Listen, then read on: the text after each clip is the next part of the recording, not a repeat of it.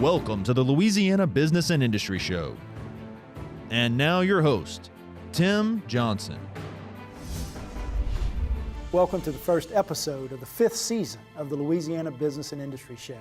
We're excited about our 2018 schedule. We'll do 20 new shows, and we've got a great group of sponsors. We're also pleased to announce that Governor John Bel Edwards joins us when we return on this edition of the Louisiana Business and Industry Show.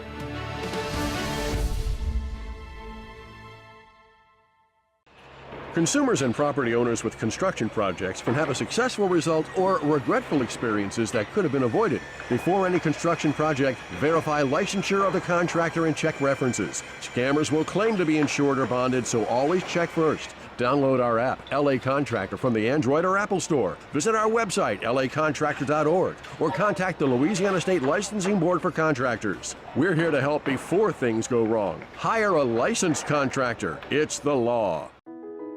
I've been doing business with LBIS for 25 years. They're dependable, trustworthy. It's just the attention to detail with our clients. Our folks have years and years of experience.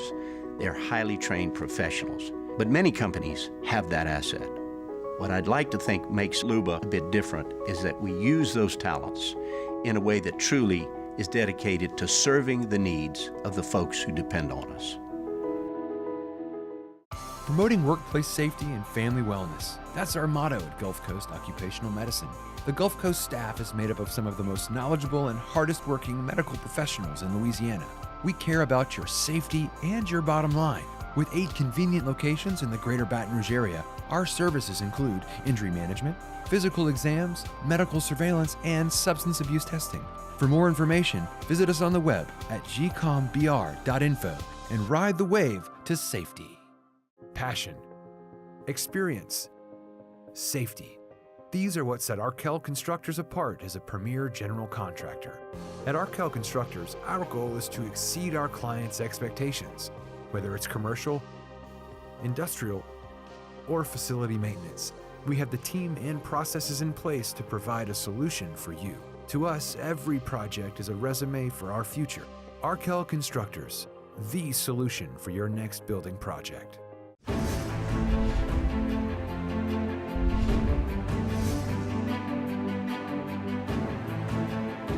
Welcome back to the Louisiana Business and Industry Show. Pleased to welcome to the show once again the governor of the great state of Louisiana, John Bel Edwards. Governor, welcome. Thank you very much, Tim. Glad you're here. We were talking before we taped today, and we're going to get into the fiscal cliff and the possible solutions there and your budget proposal, but we've had some sweeping criminal justice reform. You and the legislature put a package together last year that I don't think has gotten as much attention maybe locally as it has gotten nationally. What is it and why is it so important for Louisiana's future? First of all, it was criminal justice reform that was very comprehensive in nature, but it flowed from a task force that had actually been created in 2015 that worked all of 2015 and 16, coming up with a legislative package that enjoyed broad bipartisan support across the political spectrum. We had the business community supporting it, the religious right, the religious left. We had DAs, sheriffs, judges, all part of this. But we know we incarcerate too many people in Louisiana, and yet we're not safer as a result of it. Our crime rate is too high, our recidivism rate is too high.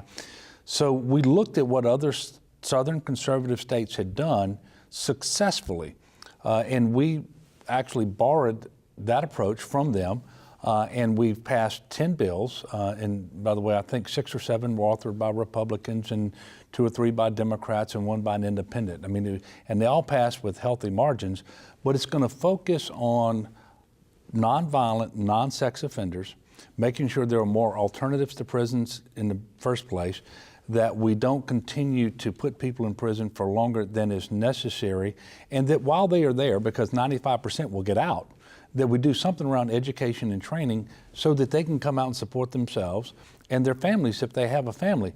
72 hours upon release, an inmate, for the most part, knows whether they're going to be successful on reentry. And so you've got to build the structure necessary so that they can know that they're going to be successful. And so we adopted strategies done by other Southern conservative states. the Pew Charitable Trust came in and lent their credibility to this effort with all of their studies. And so we believe that we will, over time, over 10 years, save $262 million. The key will be reinvesting 70% of the savings to make sure that we are doing the reentry training, that we have the alternatives to prison, that we have the substance abuse treatment, the mental health treatment, the education and training necessary to be successful. But I think you're right. We've seen a lot more attention at the national level than at the state level about the criminal justice reform, but I'm really excited about it. You know, we were spending $700 million a year on the Department of Corrections to have the highest incarceration rate in the nation.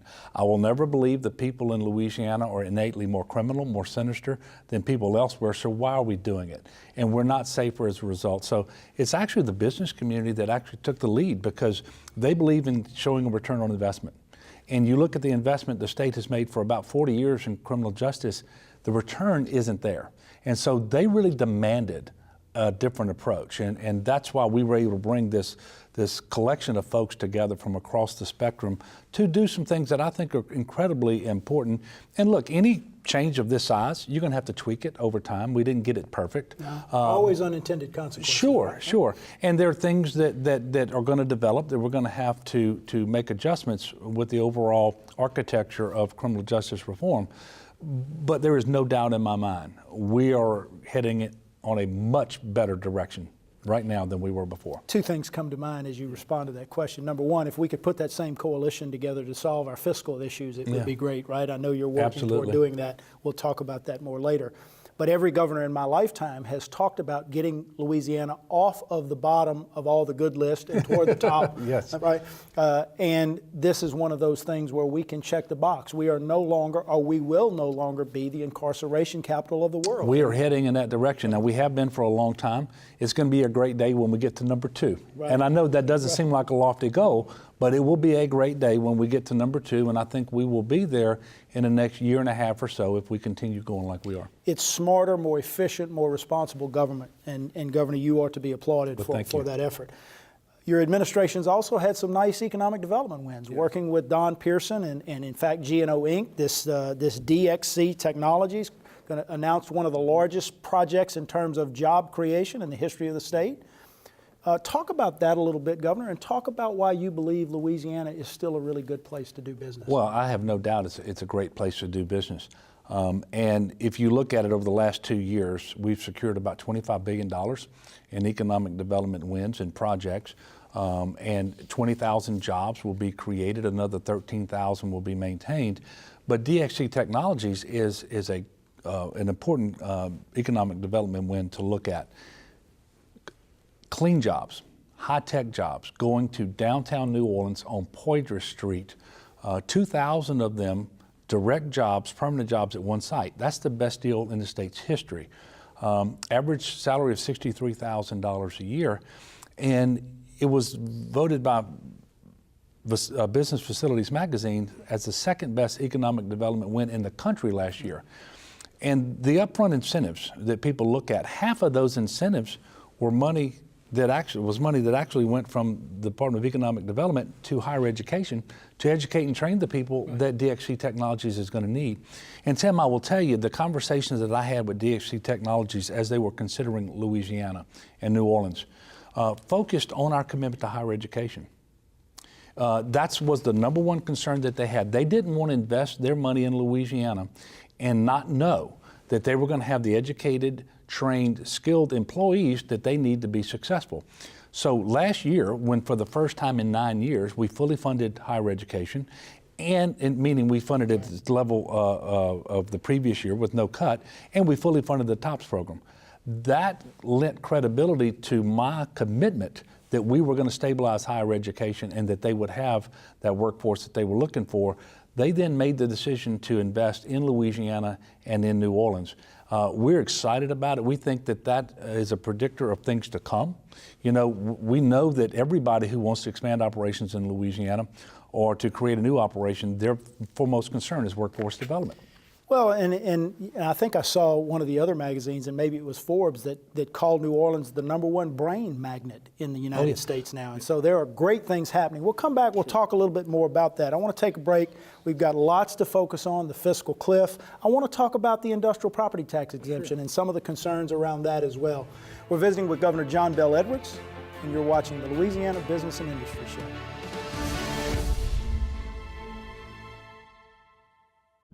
Since 1919, we've designed and constructed hundreds of industrial plants, roads, ships, dams, and executed some of the most complex jobs in the world. In fact, our quality and dependability are legendary.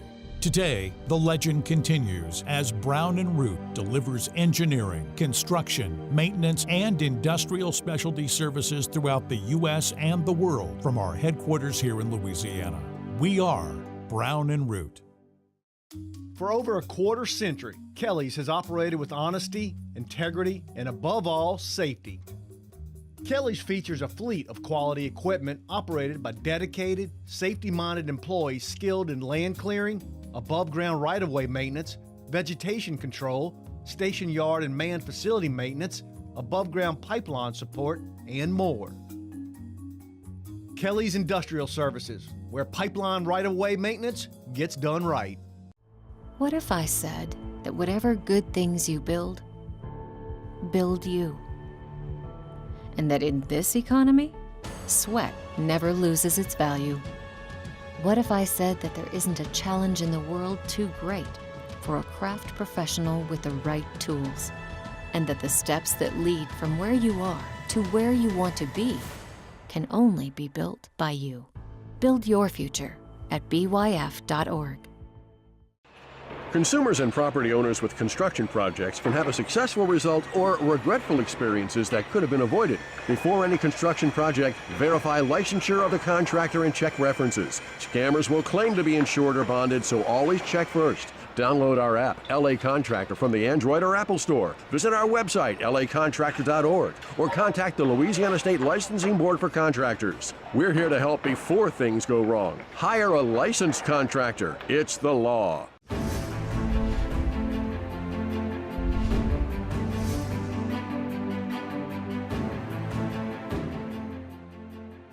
Welcome back to the Louisiana Business and Industry Show. Governor John Bel Edwards is our guest. Governor, we ended the last segment talking about the growth in New Orleans and the economic development that's going on there. Michael Hecht and G&O Inc. and that business community down there, very engaged. We mentioned that it's been rated as the #1 brain magnet in the country. Hard to believe that city has been transformed. Talk a little bit about what value it brings to the state in terms of economic development. Well, tremendous. First of all, we know that it is the tourist hub for the state of Louisiana. That brings in a tremendous amount of revenue, creates a lot of jobs, and that revenues come from people who don't live in Louisiana. So that's excellent. But we also know that it is a magnet for young professionals who, unlike their parents a generation ago, are deciding to live in urban areas, and they want to live in close proximity to where they work. And New Orleans is a great city for that. And by the way, DXC Technologies, at the end of the day, picked New Orleans over Nashville. Yeah. And if you just look at everything that's been going on in Nashville, Tennessee, so you can see that New Orleans is certainly in that category of cities that is exciting, but it's exciting and it's 300 years old this year. Right. You know, but there's no other place in the country like New Orleans, and I will tell you, there's so many exciting things going on there, from the Four Seasons to what the Morial Convention Center is doing. You know, the DXC Technologies is going to be right across Poydras Street from the Superdome. We've got $1 billion airport terminal coming online. So I think that tremendous things are happening in New Orleans. It's an exciting place to be, and it is getting attention all over the country, and really some foreign folks as well, to come to New Orleans and be part of it. On the other side of that economic equation, there are folks who are concerned about changes to the industrial property tax exemption. I do a lot of work for the petrochemical industry. I share some of those concerns candidly and respectfully.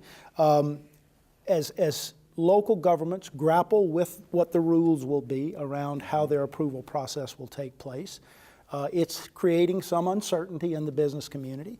And so my question is, are you at all concerned that that uncertainty hampers our ability to compete, particularly with our neighbor Texas? The answer is no. Our system is designed largely of the way they do it in Texas. And what I want to remind people is we have an industrial tax exemption program that remains one of the most generous in the country. When I took office, it was by far the most generous in the country. But the taxes that are not being collected because of that exemption are not taxes that come to the state. They go to local government. But yet the local government had no seat at the table to decide whether they wanted to enter into those agreements and had no ability to negotiate. And so we've given them a seat at the table. We are trying to make sure that they are reserved for manufacturers, that the exemptions are tied to jobs.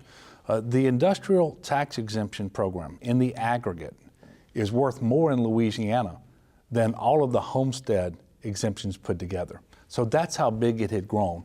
And so by making sure that we tie it to jobs, limit it to manufacturers, and give seats at the table to the locals who are going to be impacted directly by the exemptions, because, by the way, it's the locals who provide the fire service and the police service, and they do the education and build the roads and highways and so forth in those parishes. I think it's the right thing to do. Now, anytime you make changes, there are going to be some rough patches that you have to smooth over. The folks at the Department of Economic Development are meeting with all of the locals to make sure that we do that. And I'm certainly not going to pretend that we've got it perfect. And there may be some additional changes that we need to make. But overall, I think we did exactly the right thing, and that we are going to be successful. And we're going to continue to land economic development projects involving these manufacturers going forward. But we'll do so in a manner that's a little bit more reasonable from my perspective. One of the things that's key to economic development, obviously, is infrastructure. You and Secretary Sean Wilson just announced a couple of weeks ago this $600 million worth of investment. One of the things is to work on the widening of I-10 from the bridge to the I-10-12 split. I think there'll be a new interchange for the new airport terminal in New Orleans, and then maybe some work along I-20. You're using these innovative Garvey bonds and some different types of funding. A lot of people have tried to get that done. Looks like you are. How confident are you that these projects are actually going to go, particularly the bridge expansion? I'm confident. I'm confident. Look, if anybody has traveled through Baton Rouge recently, you know how important this is. That's what backs up traffic every single day, going in each direction. And the truth is, we need a new bridge south of what we call the new bridge, although that one is 44 years old, I believe. It's actually 54 years old, 1964, same age as I am. So you know, we actually need a new bridge. But in the meantime, we have to do what we can. And so we will be, I think, the 26th state to use Garvey bonds, where we'll take 10% of the federal transportation funds that we're going to get over the next 12 years. And we will encumber those revenues and pledge it against these projects. Incredibly important, because if you don't have a dedicated revenue stream, you can never build the expensive capacity projects. And these are the three projects that are most important in the state of Louisiana today. Widening I-10 between the bridge and the split here in Baton Rouge, reconfiguring the Washington Street exit so that you don't squeeze the through traffic down to one travel lane, which is a disaster. But going to New Orleans and building a new interchange to service the $1 billion airport that's being built. But also in Bossier, we have a 4-star nuclear command at Barksdale that sits adjacent to I-20, and there is no interchange serving that Barksdale Air Force Base with ingress and egress, and it's the #1 priority for the Air Force for the state of Louisiana. So we're going to get those things done, and I think it's going to move forward. I'm very confident, and I want to thank Sean Wilson for being so innovative in looking for these opportunities. You got the right man at the wheel there, yes, Governor. Sir. A big fan of his. We're going to take a break. We'll come back. Let's focus on the budget, the fiscal cliff, your solutions, your budget. We're visiting with Governor John Bell Edwards, and you're watching the Louisiana Business and Industry Show.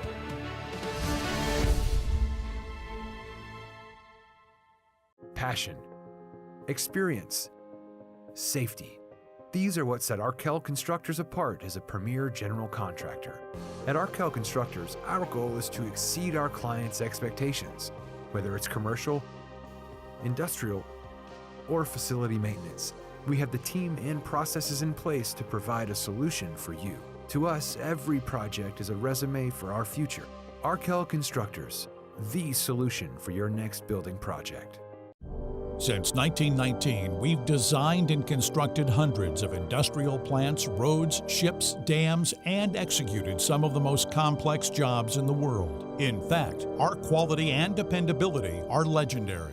Today, the legend continues as Brown & Root delivers engineering, construction, maintenance, and industrial specialty services throughout the U.S. and the world from our headquarters here in Louisiana.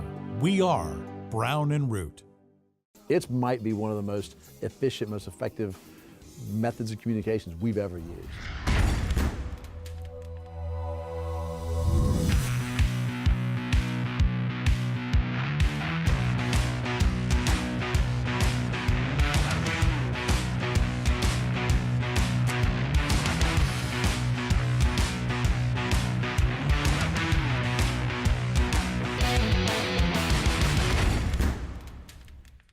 For more than 25 years, the TJC Group has been helping industry communicate and build relationships with communities, elected officials, and governmental agencies. We are the leading firm in the U.S. for the development, management, and facilitation of industry-based community advisory panels. Whether you're building a new facility or you manage an existing business, let us put our community and governmental relations experience to work for you. The TJC Group, facilitating solutions for business and industry.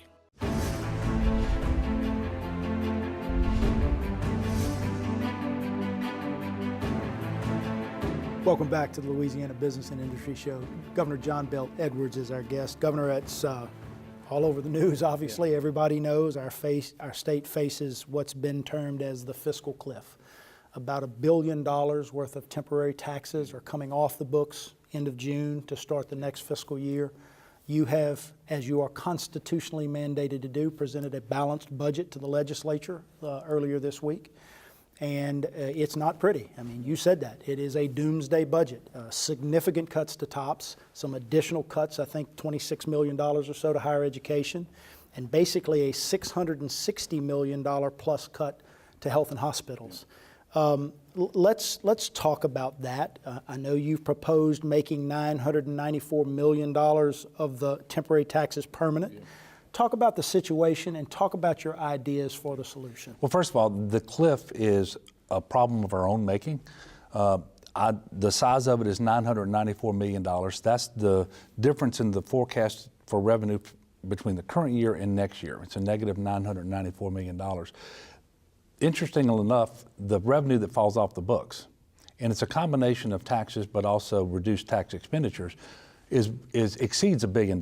So I'm not even trying to replace dollar for dollar what is falling off the books. I've looked at the number that needs to be fixed. It is the change in the forecast, but I think it's critically important that we do this, because if you look at the budget proposal that I made, by the way, ugly document, not one that I'm proud of, not one that I want to implement, but the one that the Constitution requires of me, because I have to deliver a balanced budget proposal. It has to be based on a reduction of $994 million in state general fund.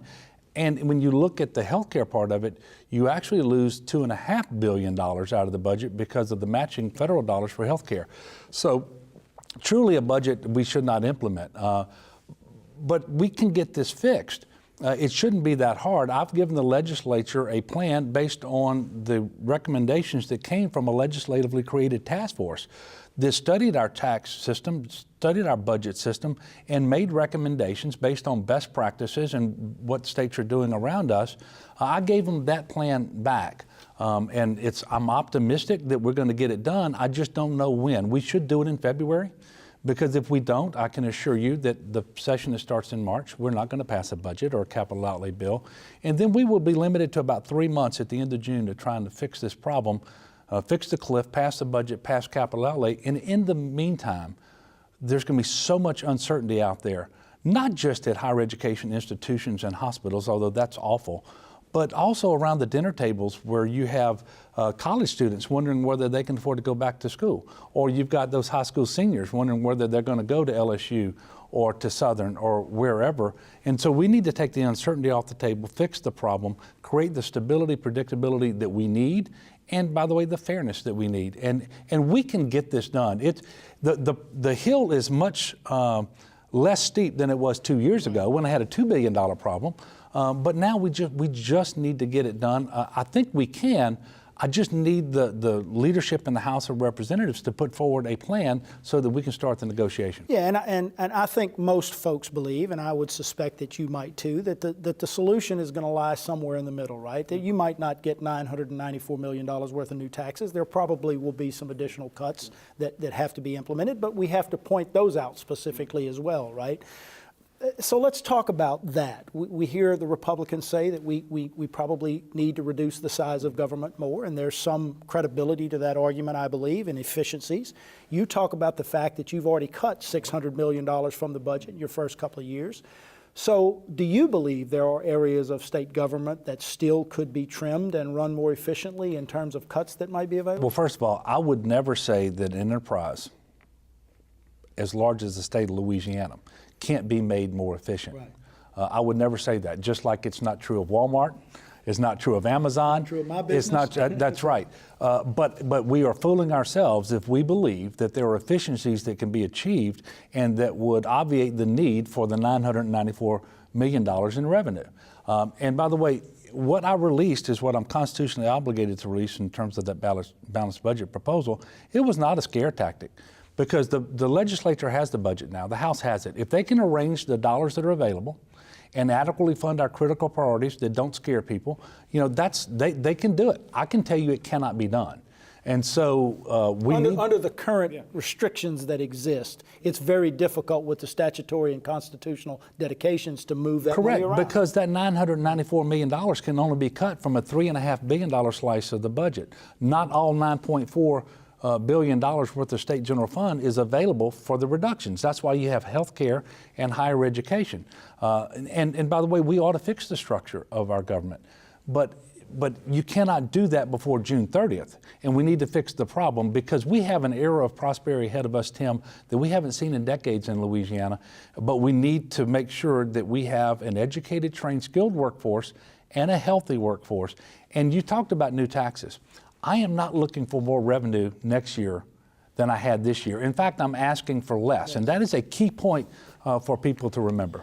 Governor, I wish we had more time. There's so much more to talk about. 10 seconds, your message to the business community. Well, first of all, I'm optimistic about the future of our state. I know we're heading in the right direction. We need to fix this problem. And we need to get out of our own way and have the stability and predictability that we need and that business needs in Louisiana, and we're going to be just fine going forward. Thanks for joining us. Thank you. That's a wrap, guys. Thanks for joining us on this edition of the Louisiana Business and Industry Show.